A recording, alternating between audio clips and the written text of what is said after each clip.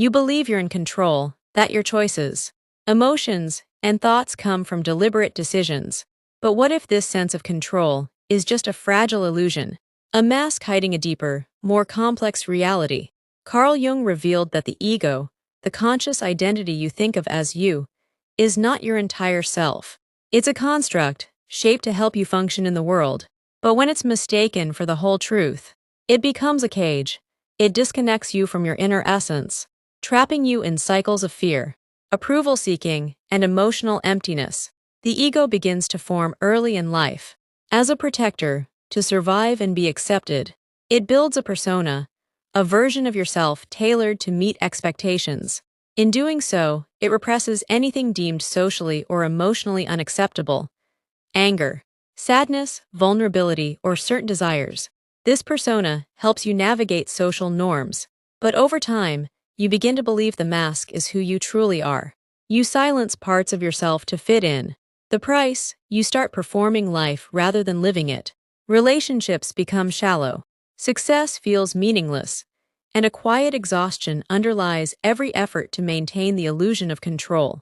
Meanwhile, the emotions and traits you've exiled — shame, jealousy, fear, and rage — don't disappear. Jung called this the shadow, the unconscious storehouse of everything you've disowned. And what's pushed away eventually returns as anxiety, self-sabotage, or harsh judgment of others. The ego tightens its grip in subtle, insidious ways. You find yourself constantly needing validation, fearing failure, comparing your worth to others, or chasing impossible standards of perfection. The ego is terrified of change because it equates transformation with death. It would rather keep you suffering in predictability than risk the chaos of the unknown. This fear isn't weakness, it's an ancient survival mechanism. But real growth asks you to look beyond the ego's comfort zone and into what it refuses to face. Jung called the path to wholeness individuation.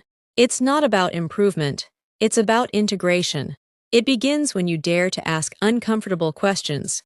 Who am I without the roles I play? What parts of me have I buried just to be accepted? Shadow work is not about slaying inner demons. It's about reclaiming lost parts of your humanity. Often, anger reveals unmet needs. Envy can signal unlived desires. When you sit with these emotions without judgment, something powerful happens. You begin to retrieve your vitality. This process doesn't aim for goodness. It aims for wholeness. The ego isn't the enemy, but it must be dethroned when it serves rather than rules. The self, Jung's word for the deeper, wiser essence within, can emerge. The journey is lifelong. The ego doesn't give up easily. It evolves, sometimes disguising itself as authenticity or spiritual enlightenment. That's why ongoing awareness is essential. In each moment you can ask, who is speaking now? The self or the ego in costume? Real freedom doesn't come from being perfect but from presence.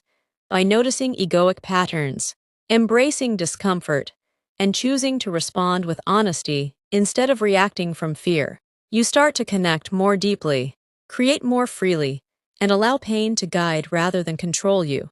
This path demands courage. You'll grieve identities you've outgrown. You'll shed roles that once kept you safe. But in this unraveling, a paradox is revealed. The ego's fragility was never your burden to carry. Your true essence, the self, isn't delicate. It doesn't need armor. It lives in truth, compassion, and the quiet bravery to simply be as you are.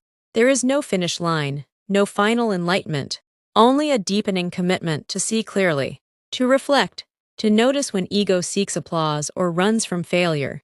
With every breath of awareness, the mask begins to crack, and through that crack, at last you begin to breathe.